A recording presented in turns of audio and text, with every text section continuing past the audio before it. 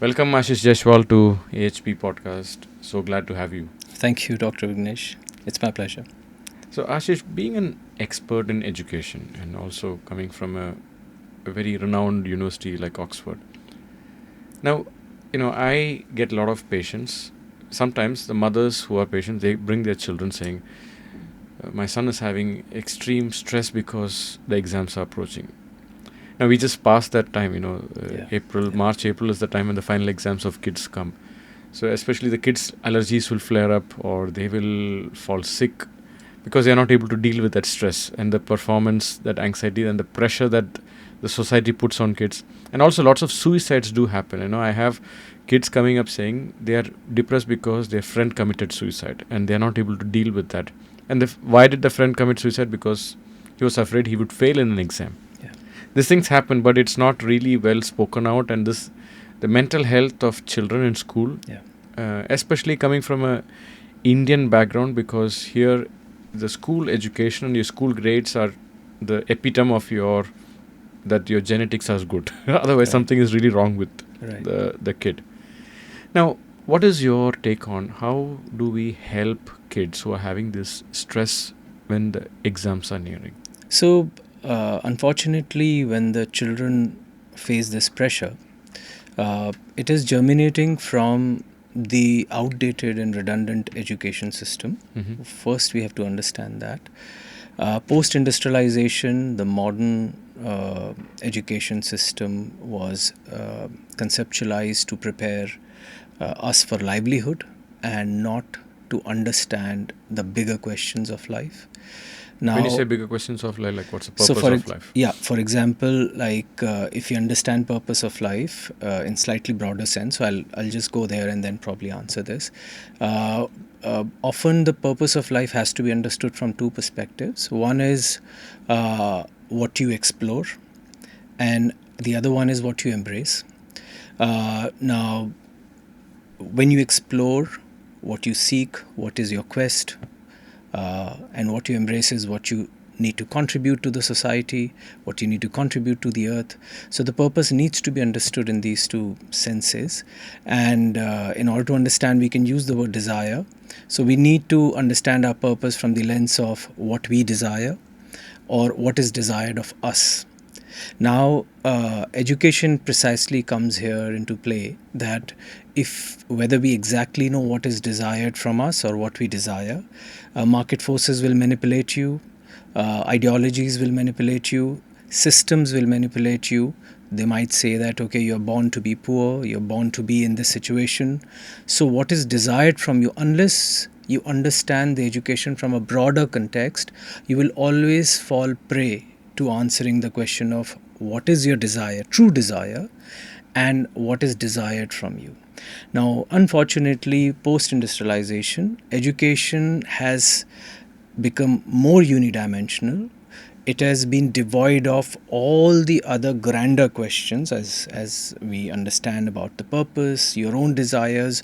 And let's say, for example, if I want to become an engineer or a doctor, now you can see that there are advertisements in the newspaper where you are being pushed to study medicine at the age of 6, at the sort of when you're in 6th standard or 8th standard or 10th standard. That age bracket is getting lower and lower. Mm-hmm. Previously, you were asked to sort of prepare for competitive exams at, in the year 11 and 12, then 9 and 10, then 6 and 7.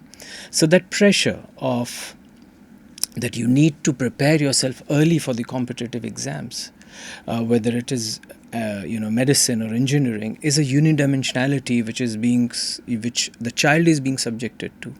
You're being devoid of all the other subjects which are important for you to answer that key question of what is your purpose, what are your desires, whether you would be manipulated by the system or not. And precisely these systems, these forces, if you see, are manipulating the parents, that if your child doesn't start earlier, or let's say if a company comes and say your child needs to be a coder at the age of 4, Mm-hmm. that's a manipulation of your mind. If you understand AI completely, you would not even require to code. Mm-hmm. So a company comes in, manipulates your mind because you do not understand. You have only subjected your education to understanding these basic livelihood driven, professional driven courses, you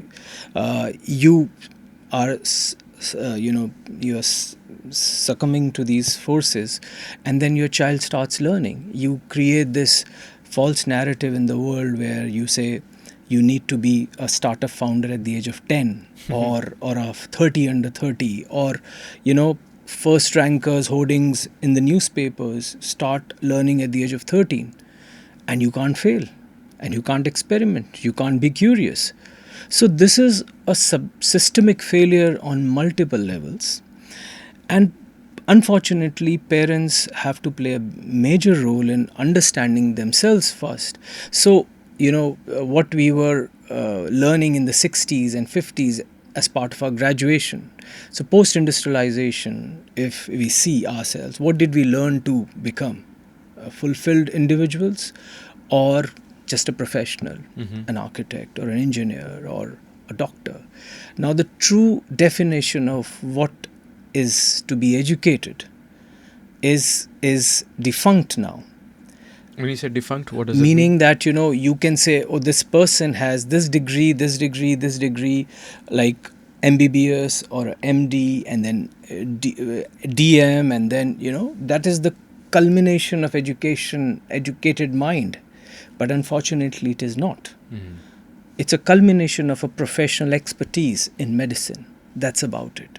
It is not a reflection of that you are an educated mind. An educated mind is a much broader question, and it has to be understood in its complete sense, that you are a holistic individual. Like, if even in our ancient sort of systems, we had, like, I sort of addressed this question by my sort of book called Fluid Thinking, and in Malayalam it would be Dravakam, right? So you need to be fluid. So, like, a major shift which must happen in our understanding is whether we are a unidimensional mind focusing on the professional excellence, or we are an educated mind focused on holism. Like, there is a lesser known Puranam called Vishnu Dharmotram Puranam, which I mentioned in Fluid Thinking, in which the king is asking a sage that, you teach me the principles of statue making. The sage says that unless you learn the principles of dancing, you would not be able to, build the statue. The king says, all right, teach me the principles of dancing. He says, unless you understand the principle of singing, you won't understand the principles of dancing.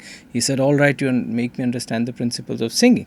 So in the end, eventually, the essence of the conversation is that unless you understand the universe in its totality, you would not be able to understand one aspect, like understanding the flower versus only focusing on a petal.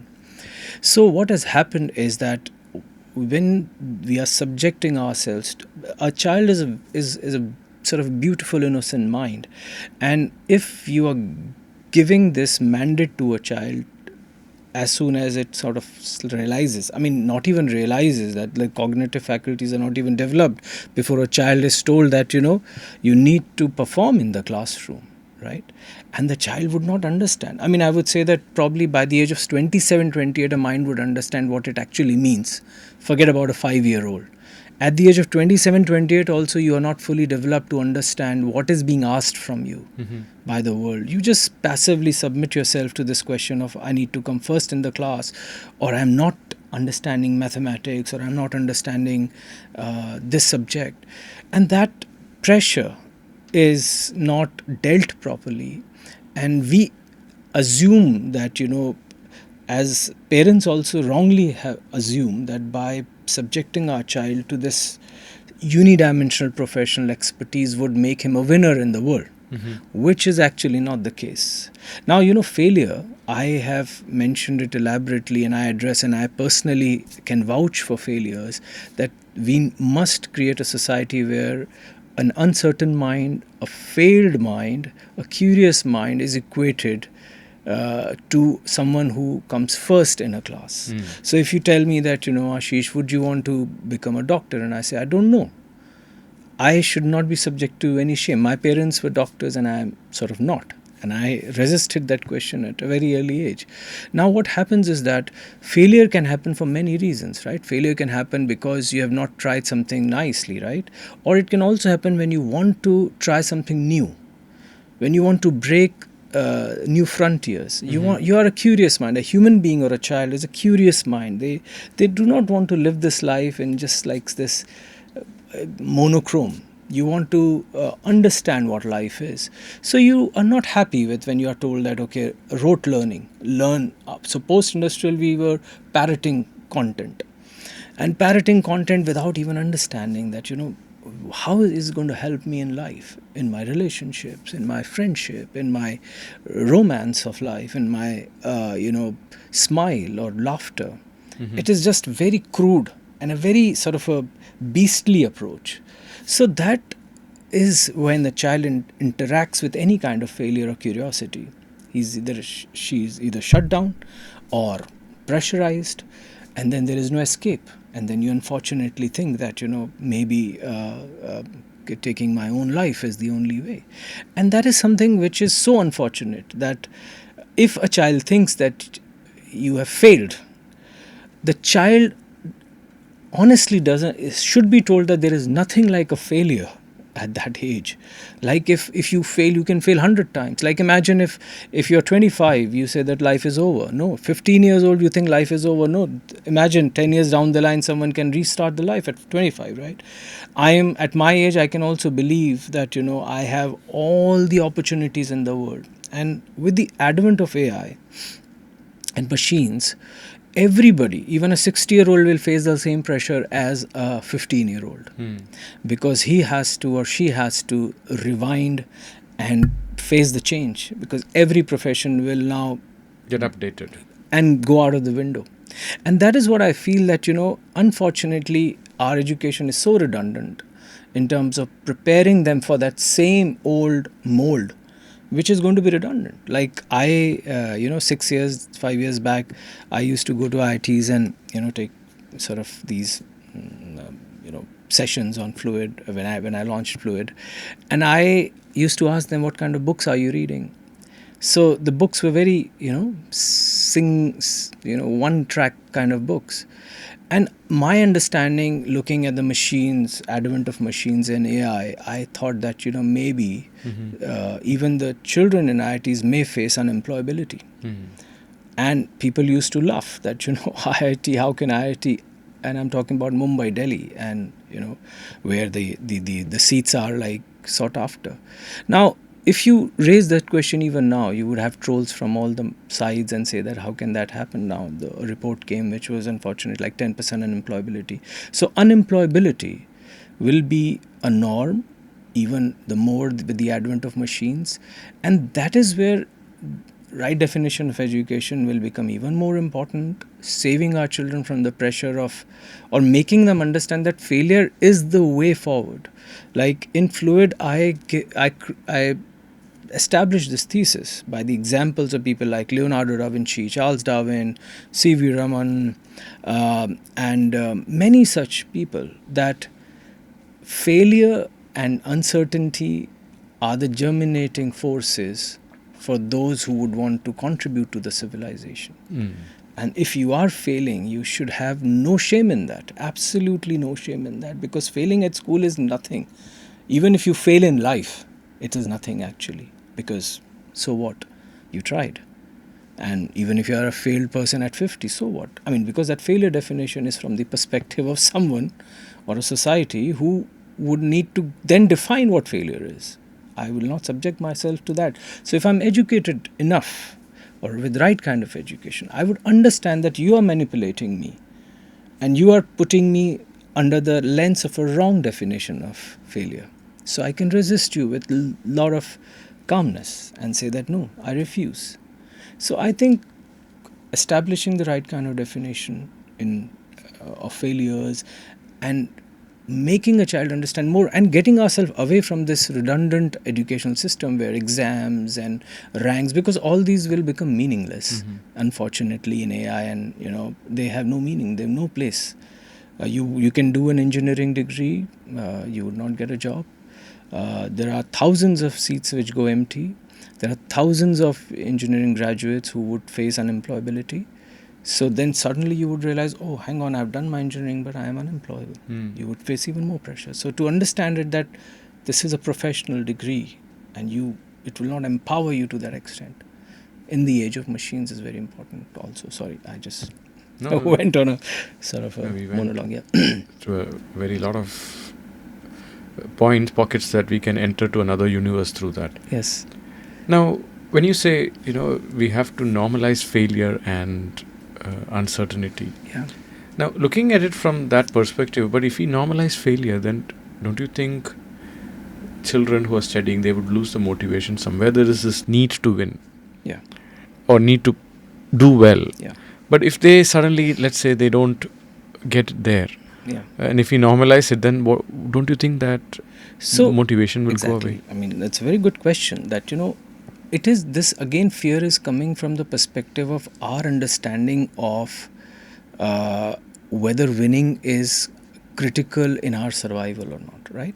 So if I create a sort of a framework where I make a child understand right from the word go, because preparing a child is a big task. Now I spend a lot of time with that child in enabling that child and making it understand the various facets of various disciplines, where it is not unidimensional, where the child understands the philosophy of life, where the child understands the sort of understands why geography is important, history is important, mathematics is important, and emerges as a unified person, and also is able to answer the questions which are related to whether you need money or not, whether money is important or not, how much money do you need, so if you are able to create those enablers. See, we have understood education now from the perspective of winning and losing, right? And this has been emerging from when we go to school. We understand that winning in this perspective will make us a winner. But if you truly go deeper into if I make a child excellent or enabled or empowered, where he or she is able to answer problems of the life in a manner where the child is enthusiastically interested in that particular sort of subject, versus where you have created a crude winner in a society. Individual will lose, society will lose at large, right? Now, but if I've created enablers, and in that some people win, it's fine. Like, I'm not saying that remove the sort of the concept of winning, but I'm saying do not penalize the losers. Do not penalize people who do not want to be part of that race. So it's like, I'm not saying that do away with the concept of where somebody wants to excel. If somebody wants to excel in innovation and invention and bringing excellent sort of, like, for example, I can give you example. I mean, it's not a very good example, but like, for example, in England, right? There are many bad things, but one good thing I can tell about England is that if you do not have a big car, or if you're not in a sort of a profession which is like a so imagine if a doctor and a cleaner are standing together. The society will not discriminate between them. It's very fascinating that, if you're standing in a queue, nobody can jump the queue, right? So the reason for that is that you've understood as a society that this is something very crucial. And if that happens, then your desire to jump and keep on, trying to be a winner will reduce a bit. So what is right?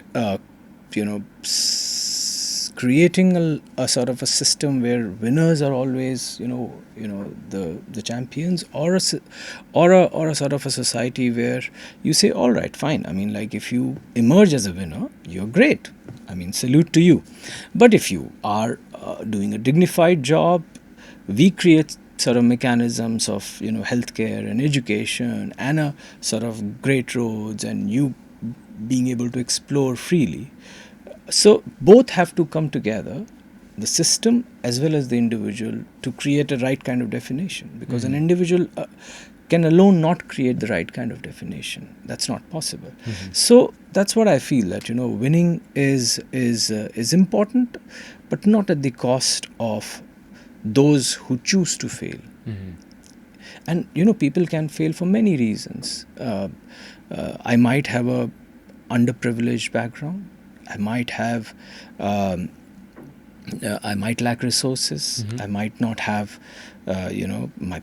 I might lose my parents at an early age, or I might be at a sort of in a rural setting versus some kind of an urban setting where I'm kind of at a disadvantage because of not having the right kind of resource, the right kind of health benefits, or my nourishment has not happened up to the mark. There could be many reasons for that. So if we understand that okay, this has if we accept and create sort of a space for people to survive and be happy. Because I feel that otherwise, like as I said, that there are many good things, many bad things or good things in the West. One of the things which I realized was in the US was this winning, where you start kind of appreciating one aspect of life, like too much importance to money and nothing else, right? You're governed and known by whether you're moneyed or not. So previous example was I was giving of England, and this was like where I realized that if you do not have money, you have no value. Mm-hmm. And I'll tell you something interesting that if I can share. I was attending one of the a sort of a talk from a gentleman who did an experiment in US, and this was a talk in Pondicherry, and he first decided that in the US, his family, 2 children and his wife, without money, would travel from X location to Y, and they would do the same from X location to Y in India. So when they started at India, it was like 400, 500 kilometers. They had nothing, no mobile phone, no money. And he said that, we were hosted by the poorest of people. We were given whatever they were eating. And we eventually reached our destination. And we were happy. And when we did it in the US, he said that people started asking us questions like, why are you not ringing 911, and what is the requirement of this? And they were questioning, and and they said that we had to abandon this whole experiment in one day. Yes. And it was something which speaks a lot about that, The what ecosystem. Yeah. what we have learned and what we want to establish. Mm-hmm.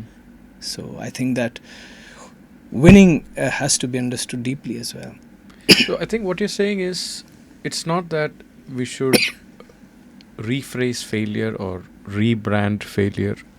It's that we need to equip children to be more open-minded, that failure doesn't mean you are a failure. Is that what you mean? So, I would also give a brighter side of it, that with machines, AIs, education, as we understand, will crumble completely. So there's a great news for children of everywhere, like, entire world. That there will be no exams? Exams, might not be any schools. Okay. So, I wish I'm going to be reborn again. So, for example, like, we get angry at ChatGPT and these tools because we have invested a lot in learning something, right? Mm-hmm. So, how the society deals with invention or a change is that because I have spent 20 years of my life in, let's say, in learning, how to do best surgery. And I've spent, like, government has spent and I've spent a lot of money to become a surgeon. Now imagine if there is a biopod, which does the diagnosis and surgery, and you're out in a day. Mm-hmm. I will be very angry, right? But unfortunately, so is with ChatGPT, right? If someone can write a letter, so what will happen to someone who would be drafting a letter? So no matter how much we try, the world has changed, and it has taken a tectonic shift in terms of the opportunities. And if we stop getting angry at that, we can understand that world has changed. So children will have tremendous opportunity in spite of all the degrees which anyone can have. And at least far better than what we were. So it was like a gatekeeping in the past, right? Either you went to this university or you did not, right? So the game is over. Now it's not going to be like that at all. It is about what you can contribute in terms of what you bring to the table, and there would be multiple avenues to learn your skill sets. And right now it's like, it is at the debris or of whatever is left. Otherwise, in few years time, because if right now, if you think that my regulated degree is going to give me something, it's not, unfortunately, going to give you anything in future, more so. So it's a great news for children if they sort of are not going to the great universities. It's not the end of the world at all for them. If you do not clear that exams, it is not the end of the world at all. You would be competing with the one who has gone through it. If you have gone through the old fashioned route of education, you might even find yourself at a loss. 30 years, you say, oh my God, I haven't spent so much time and energy in learning this path, which was established 20 years back. And here is a young kid at the age of 17. How is he more skilled than me? Then you might be angry. But that's the future. That's why I'm saying that, the new era is even more empowering, and thankfully what the governments couldn't do, or what the systems couldn't do, the modern invention has done, that you are out of the clutches of these gatekeeping of whatever was, that you went to X school or Y school, or you were queuing up in like since 4 o'clock in the morning to get into a school. My controversial answer to that is that 8 years down the line there might not be any schools, or they would not be relevant anymore. Then how do we see the future of education then? See, for me, that's a very exciting question, and I see the future of education as like there would be places where you would be learning your social skills and your peer relationships, where you learn to become more holistic person. There will be multiple avenues through online medium where you would learn the hardcore skills, like subjects like, for example, if you have to learn mathematics, you would learn at your own pace. If you have to learn Hindi, English, Malayalam languages, you would learn at your own pace. So you would learn these at your own paces, but there would be a place like school where you would exchange, where you would debate, where you would do extracurricular, and where you would interact with other human beings, and you would enjoy that place rather than not enjoy that place. And that is actually why schools were supposed to be. There was a gentleman called Froebel, I mentioned about him in one of my books, and he coined the term kindergarten, which is KG, right? So kinder stands for children, and garden, yes. Garden. So it was supposed to be garden for children, and nursery rhymes should have been played, and you need to play with toys and then learn. But eventually what has become, like, you were mugging nursery rhymes rather than understanding. Those poems were for making you happy as a child, and not like you mugging and standing in an interview and giving exam boring. and that please can you say this poem, and you are if you are able to recite that, then you are inside and your parents are being interviewed. It has gone to that ridiculous level, and it is only because of gatekeeping. And this all will go away. No gatekeeping will be possible. So people who are investing in huge schools will have to. What do you see is the timeline for that? I mean, I think it should happen now, but as education with is how like it's going, education is slow, as fashion. I say that why exploitators are able to encash is because you would see a fashion originating in Milan with different costume. By the time it comes to sort of England, by the time it comes to Mumbai, by the time it comes to Kochi, by the time it comes to Thrissur, it would be a timeline, and it would have changed in Milan, right? So colleges coming in sort of West, and then you say, okay, great, engineering colleges in some places. Oh, great, let's open more engineering colleges in Chennai. Let's open more engineering colleges in rural areas. Then you like suddenly we have like 3,000 colleges, and by the time that curriculum, which is being kind of regulated, is out of fashion. So timeline for me for changing of the schools should be now. But as education, Reality. it sounds very controversial, but I think 10 years. Okay. I think in 10 So the years. good news is not for students who are now, but maybe for the No, future. but yeah, but students of now should be reassured Yeah. that all this buffoonery of exams and they failing is actually a play. So looking back, we are going to say that we all been scammed. In a way, if this is the world wouldn't have changed, Yes. then we would have been probably the beneficiaries of what we learned. But now, I think with the way knowledge is now out of the clutches of universities, and I'm not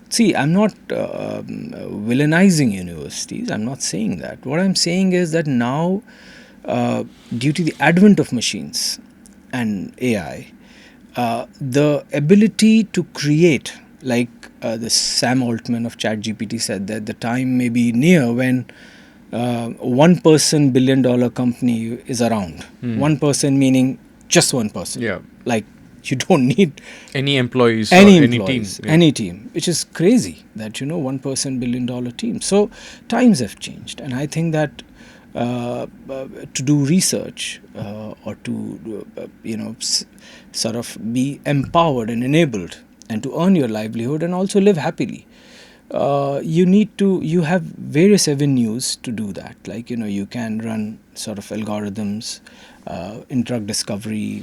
You can do a lot of things where AI can help you, and we need regulations for AI and sort of so that we don't run it sort of havoc with it. But it can definitely change. I mean, like for example, I'm working on a script, and I was looking at, I wanted to shoot sort of India in sort of a magical surrealist setting, and this out of the life scenes, and I was thinking that this would cost me like lakhs of rupees, but that with Sora and the alternatives of Sora, I tried like a bit, and I was like fascinated by the result, that you can create these, like I like day before yesterday, I gave a command that create me a sort of a mechanical elephant of 100 feet height in an Indian street walking, and people are like running here and there. Is that possible? So like with a sort of a gloomy sky, and it sort of created some amazing scene, and it was like, my God, what will happen to? So immediately you realize that what is the future in inventions and innovations, and also in terms of regulation.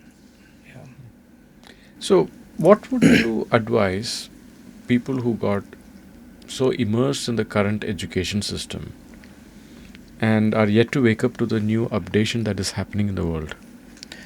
Yeah, and things like, still you would see, let's say, there is a hierarchy of professions still, right? If I can say, medicine at the top, or engineering at the second, or arts and humanities at the third, and all this liberal arts circus and everything. So you would see that hoardings of why don't you become a doctor and all that, and there is a pressure in terms of parents wise or otherwise, that you kind of that is going to change. And the advice, see, for example, like if I put the spotlight on you, like the Ayurveda and what you are doing, and it is something which I would feel is working at the core of enabling that holistic personality, what I was pointing at, that you understand the inside and the contentment of it and the happiness of it and the prevention of it rather than the cure of it. And cure in your case also is barely for those who have fallen into the traps of wrongness in the world, or wrong lifestyle, or stress and all that. So you are actually at the right side of the curve. And whether machines and all these can replace or can impact, I would doubt that, because machines would be able to replace what is machine like and not something what is human like. So I would say that, being prepared for change, and understanding that you would encounter failures. World may face more sort of bio weapon crisis or machine crisis, and you never know. So I would say that being ready for change, being ready for sort of that you will face failures, and you would have to arrive at a right definition of life to tackle life. And whether collecting a lot of money will help you, you'll have to arrive that definition yourself. If you have a lot of money but not the understanding of life, you may not be able to sort of hold on to it. Or so I think that, understanding, being at the edge of invention is what I would probably advise children, rather than at the redundancy of the knowledge. In computing, there are many things which are happening, including this, in fact, the languages which are required in AI, or in finance, it's blockchains, or sort of quantum computing, or creating much more stable systems in finance. Or same would be in the sort of drug discoveries, for that matter, evolutionary biology, and many areas where you would find that exciting times emerge, based on whether we are here to solve a problem or we are learning something redundant. So that's where the education innovation should come into play, that enabling our children and ourselves to understand that now it is about understanding the gaps and how they would be fulfilled through our skills, and out of the shackles of failure or success or exams or first, second, third and all that. That is nothing actually, and no one will actually even care in future. So it's the idea that constant updation is the best thing that you can keep up. Yes, absolutely. And all the companies which are employing in Silicon Valley, whereas I have some reservations in terms of how Silicon Valley is leading the charge in AI race, because I feel that again that's skewed, sort of. Like education means being holistic, means you have the understanding, the 360 of the world. Silicon Valley tech-centric view of the world, where you only see world from one narrow lens, and that's where my reservation is. So being prepared for change, knowing the 360 of it, having fluid thinking. So I said, somebody asked me that, what is the biggest change which you see? I said that I differentiate between content and container. So content is what our education system was all about in the past, where we are learning, mugging up the numbers or the data, or facts and figures. Our education was content based. The future is container based education. Content will be readily available to you at your fingertips, or in your sort of chip in your head, or stuff like that. Container is your mind. So education has to move from content, learning, parroting, to improving the container. What all can improve your container? It's the framework. So when I write fluid thinking, it's expansion of your container, or improvement of your container, where you are able to process what is right, what is wrong, which direction to go quickly, change myself, tackling failure. And visionary thinking again is in the same framework base. So I clearly distinguish. I feel that content-based education era is over, and this is the new revolution where container-based education, which incidentally was the case in the past as well. We have lost. I think on Swami that. Vivekananda mentioned that. Yes, absolutely. Centuries ago. Yes, absolutely. And also, as I mentioned, Vishnu Dharmottaram Puranam, and the integrated understanding of any subject, like. The way I categorize between Western pursuit of science and Eastern or more specifically Indian pursuit of science, was the micro versus the macro.